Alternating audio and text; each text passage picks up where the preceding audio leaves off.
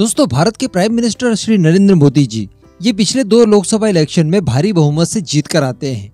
अगर इनके जीतने के पीछे का कारण देखा जाए तो उसमें 3 चीजें प्रमुखता से देखी गई है। एक तो उनकी विदेश नीति, वो यकीनन शानदार रही है। इसके अलावा नेशनल सिक्योरिटी को लेकर भी हम लोग देख रहे हैं कि बहुत अच्छा काम किया जा रहा है।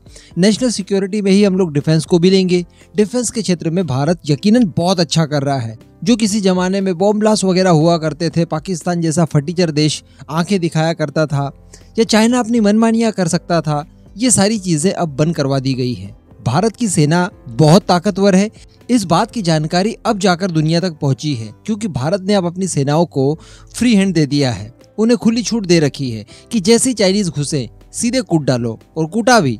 इसके अलावा जो तीसरा उनका जीतने का कारण रहा वो था नेशनलिज्म, यानी राष्ट्रवाद। ये 3 चीजें प्रमुखता से इन्होंने हर इलेक्शन में कैंपेनिंग भी की, इन्हीं के ऊपर ज्यादा जोर देकर काम किया, और यकीनन रिजल्ट इसका अच्छा देखने के लिए हमें मिला। अब इस बात को भारत के अंदर भी दोहराया जाता है, और भारत के अंदर भी इन 3 कामों को लेकर पीएम मोदी की तारीफें की जाती है। लेकिन जो उनके राजनीतिक प्रतिद्वंदी हैं, वो कई सारे मुद्दों को लेकर उन्हें घेरने की कोशिश भी करते हैं। यहाँ पर मैं भी आपको कहूंगा कि अगर आपको किसी मुद्दे को लेकर प्राइम मिनिस्टर मोदी का काम अच्छा नहीं लग रहा है, जैसे कि बेरोजगारी ले लीजिए, या फिर इकोनॉमी ले लीजिए, या किसी अन्य तरह का कोई भी आपका काम हो जो कि लग रहा है कि इसके ऊपर बराबर काम सरकार द्वारा नहीं किया गया है, तो बिल्कुल हमें प्राइम मिनिस्टर मोदी को इसके लिए दोष देना चाहिए। लेकिन बात जहां आ जाती है इन 3 चीजों की, नेशनलिज्म, नेशनल सिक्योरिटी और फॉरेन पॉलिसी, इन 3 चीजों को लेकर हम लोग चाहकर भी प्राइम मिनिस्टर मोदी को क्रिटिसाइज नहीं कर सकते, क्योंकि मैंने खुद ने आपको समय समय पर कई सारे इन सब चीजों को लेकर वीडियोस बनाकर दिए, जिसमें हम लोगों ने ये पाया कि भारत इन सभी क्षेत्रों में बहुत अच्छा कर रहा है।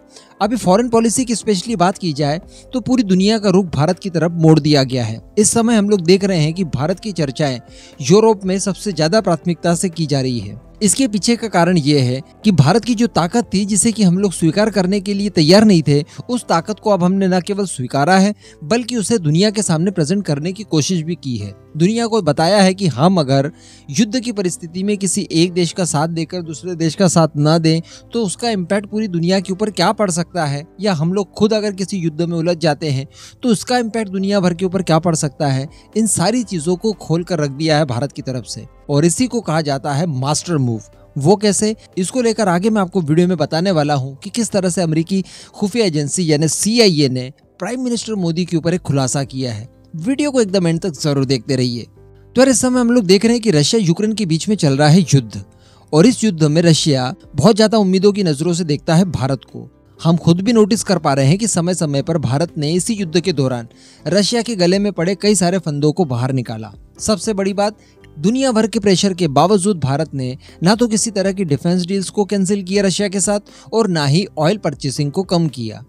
ऑयल परचेसिंग के मामले में इवन हम लोगों ने कई सारा रिकॉर्ड भी बना लिया रशिया से खरीद के मामले में, और लगातार प्रेशर को झेलने के बावजूद रशिया के खिलाफ भारत नहीं गया।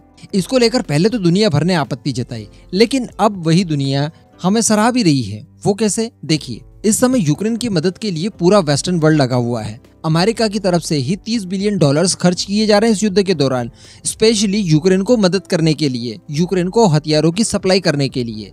कहने का मतलब यूक्रेन भी एक पावर बनकर उभरा है यहाँ पर। यानी यूक्रेन की अपनी तो कोई पावर वैसे थी नहीं, जो थी भी वो शुरुआती राउंड में ही समाप्त हो गई, लेकिन नेटो कंट्रीज ने इतनी पावर दे दी है कि वो आज तक रशिया जैसे महाशक्तिशाली देश के सामने टिका हुआ है, और लगातार इस युद्ध में बना हुआ है। कई बार रशिया को डैमेज भी पहुंचाए गए यूक्रेन द्वारा। इन सब के बावजूद हम लोग देख रहे हैं कि न्यूक्लियर वेपन्स का इस्तेमाल रशिया की तरफ से अभी तक नहीं किया गया है। यानी बीच में कई सारी इस तरह की खबरें हम लोगों ने सुनी थी कि रशिया को जो डैमेज होना था, जितनी कल्पना की जा रही थी, उससे ज्यादा डैमेज पहुंच चुका है। रशिया के पास हथियारों की भी भीषण कमी आ गई है। यूक्रेन के पास ऐसी कोई परिस्थिति नहीं है, क्योंकि यूक्रेन को समर्थन देने वाले देशों की संख्या बिल्कुल भी कम नहीं है। तो हो सकता है कि रशियन फोर्सेस को हारते हुए देख Vladimir Putin tactical nuclear weapons का इस्तेमाल यूक्रेन के खिलाफ कर देंगे। इस तरह की चर्चाएं हमने बहुत ज्यादा जोरों से सुनी, लेकिन इसी दौरान हमने देखा कि प्राइम मिनिस्टर मोदी के द्वारा बार बार समझाने की कोशिश की गई।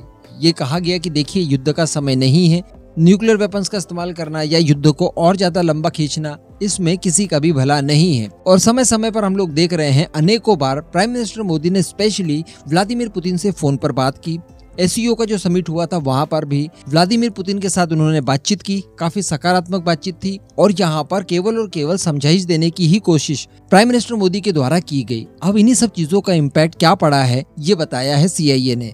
सीआईए ने दरअसल ये कहा है कि इस युद्ध में अभी तक अगर न्यूक्लियर वेपन्स का इस्तेमाल नहीं हुआ है और आगे भी जिसकी गुंजाइश कम लग रही है न के बराबर, यानी अभी तक तो न्यूक्लियर वेपन रशिया की तरफ से नहीं दागे गए और भविष्य में भी रशिया परमाणु हथियारों का इस्तेमाल करेगा, इस बात की संभावनाएं न के बराबर है, तो इसके पीछे का क्रेडिट जाता है पीएम मोदी को। यानी पीएम मोदी की वो समझाइश जो उन्होंने व्लादिमीर पुतिन को दी थी इन सब चीजों का इस्तेमाल न करने के लिए, उसका मनोवैज्ञानिक प्रेशर पड़ रहा है व्लादिमीर पुतिन के ऊपर और वो इस तरह का कोई भी मूव नहीं चल रहे हैं। अब अगर आप सोचिए कि इस युद्ध के दौरान न्यूक्लियर वेपन्स का इस्तेमाल होता है तो ये कभी भी वर्ल्ड वॉर 3 का रूप ले सकता है, यानी उसके बाद तो फिर स्थितियां आउट ऑफ कंट्रोल हो जाएंगी।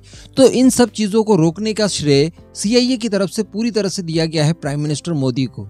तो कहने का मतलब जो बातें भारत में कही जाती है कि मोदी है तो मुमकिन है, क्या वो विश्व पटल पर भी वास्तविकता होने लगा है कि यार मोदी है तो मुमकिन है? इस पूरे मुद्दे पर अब आपका क्या मानना है? नीचे कमेंट करके जरूर बताइएगा।